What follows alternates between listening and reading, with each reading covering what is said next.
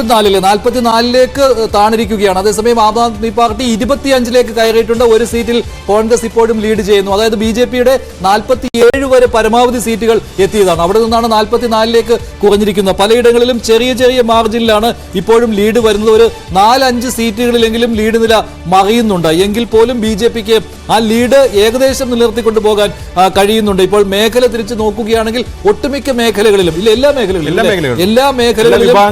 എല്ലാ വിഭാഗങ്ങൾക്കിടയിലും BJPയുടെ ലീഡാണ് കാണുന്നത്. പ്രത്യേകിച്ച് ന്യൂനപക്ഷ മേഖലയിൽ പോലും അവിടെ 5 സീറ്റുകളിൽ BJPയും 5 സീറ്റുകളിൽ ആം ആദ്മി പാർട്ടിയും ലീഡ് ചെയ്യുന്നു. ആ 5 സീറ്റ് എന്ന് പറയുമ്പോൾ കഴിഞ്ഞ തവണ ആം ആദ്മി പാർട്ടി ജയിച്ച സീറ്റുകളാണ്. ന്യൂനപക്ഷ മേഖലയിൽ മുഴുവൻ സീറ്റുകളിലും ആം ആദ്മി പാർട്ടിയാണ് കഴിഞ്ഞ തവണ ജയിച്ചത്. അവിടെയാണ് BJP കഴിഞ്ഞ തവണ 18 സീറ്റുകൾ ഏതാണ്ട് 10,000 താഴെയാണ് ഭൂരിപക്ഷം.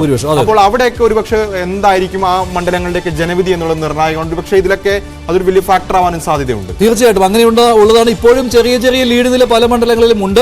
പക്ഷേ ന്യൂഡൽഹി മണ്ഡലത്തിൽ അരവിന്ദ് കേജ്രിവാൾ മത്സരിക്കുന്ന മണ്ഡലത്തിൽ ഒരു തവണ പോലും അരവിന്ദ് കേജ്രിവാളിന് ലീഡ് നേടാൻ കഴിഞ്ഞിട്ടില്ല. അതുപോലെ തന്നെ അതീഷി മത്സരിക്കുന്ന കൽക്കാജി മണ്ഡലത്തിൽ അവിടെ അതീഷിക്ക് ഒരു തവണ പോലും ലീഡ് നേടാൻ കഴിഞ്ഞിട്ടില്ല. ജൻപുരയിൽ മനീഷ് സിസോദിയ മുൻ ഉപമുഖ്യമന്ത്രി അദ്ദേഹത്തിനും ഒരു തവണ പോലും ലീഡ് നേടാൻ കഴിഞ്ഞിട്ടില്ല എന്നുള്ളത് ഒരു ട്രെൻഡായിട്ട് തന്നെ വന്നിരിക്കുകയാണ്. 2-3 മന്ത്രിമാർ മാത്രമാണ് അല്ലെ ഇപ്പോൾ ലീഡ് ചെയ്യുന്നു എന്ന് പറയുന്നത്. ഗോപാൽ റായ് ലീഡ് ചെയ്യുന്നുണ്ട്, മുൻ മന്ത്രി സത്യേന്ദ്ര ജെയിൻ ലീഡ് ചെയ്യുന്നുണ്ട്. അങ്ങനെ ചുരുക്കം ചിലർ മാത്രമാണ് ലീഡ് ചെയ്യുന്നത്. ആം ആദ്മി പാർട്ടിയുടെ മുഖം എന്ന് പറയുന്ന അരവിന്ദ് കേജ്രിവാൾ പിന്നിലാണ്. നിലവിലെ മുഖ്യമന്ത്രി അതിഷി പിന്നിലാണ്. രണ്ടാമൻ ആം ആദ്മി പാർട്ടി കേജ്രിവാൾ കഴിഞ്ഞാൽ ആര് എന്നതിന്റെ ഉത്തരം മനീഷ് സിസോദിയാണ്. ഒരുപക്ഷെ മനീഷ് സിസോദിയ അറസ്റ്റിലാണെങ്കിൽ കേജ്രിവാളിന് പകരം അദ്ദേഹമായിരുന്നു മുഖ്യമന്ത്രിയാകേണ്ടിയിരുന്നത്. അദ്ദേഹം പിന്നിലാണ്. അങ്ങനെ ആം ആദ്മി പാർട്ടിയുടെ മുൻനിര നേതാക്കളൊക്കെ തന്നെ പുറകിൽ പോകുന്നു. അങ്ങനെ ഡൽഹി ഏതായാലും ആം ആദ്മി പാർട്ടിയെ കൈവിടുന്നു എന്ന് തന്നെയാണ് നിലവിലെ കണക്കുകൾ, നിലവിലെ സൂചനകൾ, നിലവിൽ പുറത്തു വന്നിരിക്കുന്ന തെരഞ്ഞെടുപ്പ് ഫലങ്ങൾ. അപ്പോൾ 70 സീറ്റുകളിലെ വോട്ടെണ്ണൽ വരുമ്പോൾ, വോട്ടെണ്ണൽ പകുതിയോട് അടുക്കുമ്പോൾ ഏതായാലും 44 സീറ്റുകളിൽ BJP, ആം ആദ്മി പാർട്ടി 25, കോൺഗ്രസ് 1 എന്നിങ്ങനെയാണ് കണക്കുകൾ. മാത്രമല്ല എല്ലാ മേഖലകളും പൂർണ്ണമായി ആം ആദ്മി പാർട്ടിയെ കൈവിടുന്നു. കാരണം ഈ ചേരി പ്രദേശങ്ങളാണ് എല്ലാ കാലത്തും ആം ആദ്മി പാർട്ടിയുടെ കരുത്ത്. കാരണം ഒരു മധ്യവർഗത്തിന്റെ ആളായിക്കൊണ്ട് അഴിമതി ചേരി പ്രദേശങ്ങളിൽ എടുത്തു പറയേണ്ടത് എല്ലാ സീറ്റുകളിലും ഇല്ലേ, ചേരി പ്രദേശത്ത് 10 കണക്കാക്കുന്നത്. അവിടെ എല്ലാ സീറ്റുകളിലും ഇപ്പോൾ ലീഡ് ചെയ്യുന്നുണ്ട് അല്ലെ. ഇപ്പോൾ ജാട്ട് ഇൻഫ്ലുവൻസ് മേഖല നോക്കുകയാണെങ്കിൽ 12 സീറ്റുകളാണ് അവിടെ ഉള്ളത്. അവിടെയും മേധാവിത്വം പുലർത്തിയിരിക്കുന്നത് BJP തന്നെയാണ്. മാത്രമല്ല ന്യൂനപക്ഷ മണ്ഡലങ്ങളിൽ BJPക്ക് 4 സീറ്റിൽ ലീഡ് ചെയ്യാൻ കഴിഞ്ഞു എന്ന് പറഞ്ഞാൽ അവിടെ ഒരു വോട്ട് അവിടെ മാത്രമാണ് അവിടെ നേരത്തെ 5 സീറ്റുകളിൽ BJP ലീഡ് ചെയ്യുന്നുണ്ടായിരുന്നു. അതിപ്പോൾ 4 കുറഞ്ഞിട്ടുണ്ട്. അതാണ് ഈ സംഖ്യയിൽ ചെറിയ വ്യത്യാസം വരുന്നത്. ന്യൂനപക്ഷ മേഖലയിൽ നെക്ക് ആൻഡ് നെക്ക് ഫൈറ്റ് പലയിടങ്ങളിലും നടക്കുന്നു.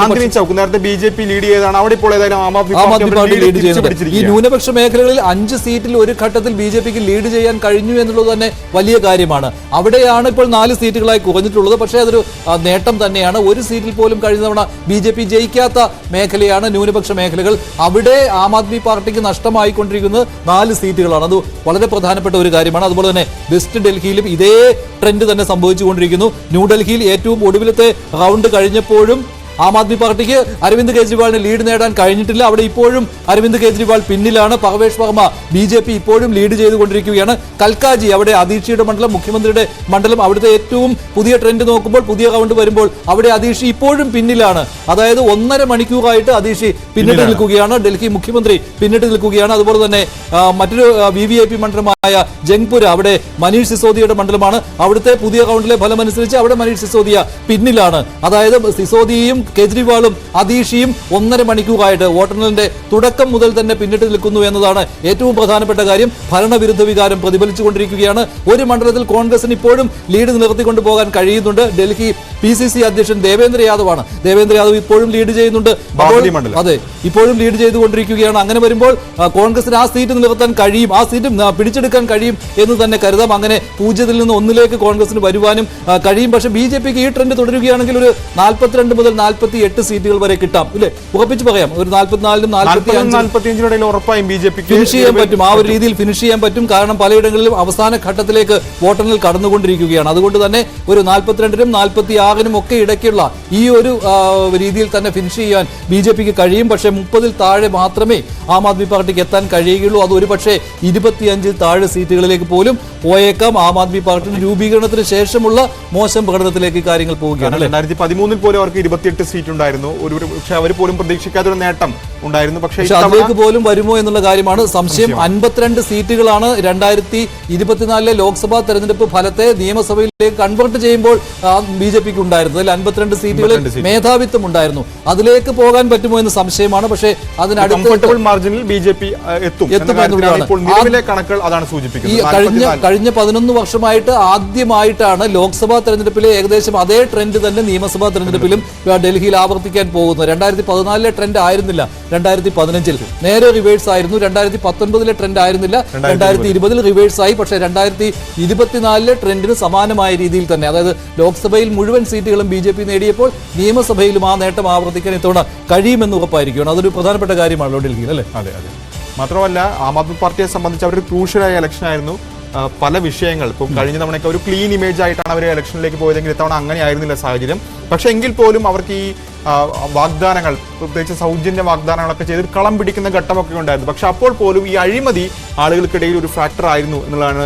പക്ഷേ ജനങ്ങൾ വിശ്വസിക്കില്ല, ഈ സൗജന്യ സേവനങ്ങളിൽ തന്നെ വിശ്വസിക്കും. കാരണം അവരുടെ നിത്യജീവിതത്തിൽ വളരെയധികം ഗുണം ചെയ്യുന്ന കാര്യമാണ്. ഇപ്പോൾ സൗജന്യ ബസ് യാത്ര, അതുപോലെ തന്നെ സൗജന്യമായിട്ട് വെള്ളം, വൈദ്യുതി, ഇതൊക്കെ ഡൽഹി ജനതയുടെ ജീവിത നിലവാരം മെച്ചപ്പെടുത്തുവാൻ സഹായിച്ചിട്ടുണ്ട്. അവരുടെ ചെലവ് ചുരുക്കാൻ കുറഞ്ഞിട്ടുണ്ട് തുടങ്ങിയ കാര്യങ്ങൾ ഉണ്ടായിരുന്നു. കഴിഞ്ഞ 12 വർഷവും ഇക്കാര്യങ്ങൾ ചർച്ച ചെയ്തതാണ്. പക്ഷേ അതിലൊരു മാറ്റം വന്നിരിക്കുന്നു എന്നുള്ളതാണ്. അതോ മറ്റൊരു കാര്യം, BJPയുടെ ഫ്രീബീസും ഉണ്ടായിരുന്നു, സൗജന്യ വാഗ്ദാനങ്ങൾ ഉണ്ടായിരുന്നു. അതുപോലും ചിലപ്പോൾ ജനങ്ങൾ വിശ്വാസത്തിലെടുത്തിരിക്കുക. കാരണം ആ പാർട്ടികളൊക്കെ തന്നെ, BJPയും കോൺഗ്രസ് ഒക്കെ തന്നെ ആം ആദ്മി പാർട്ടിയുടെ അതേ ശൈലിയിലേക്ക് വരുന്നതും കണ്ടു. കാരണം അഴിമതി മാറി പിന്നീട് ഈ വാഗ്ദാന പെരുമഴ ഡൽഹിയിൽ വലിയ രീതിയിൽ ചർച്ചയായതാണ്. അപ്പോൾ പോലും ഈ 10 വർഷത്തെ ഭരണം എന്നുള്ള കാര്യം ഒന്നാമതായി അവിടെ നിൽക്കുന്നുണ്ട്.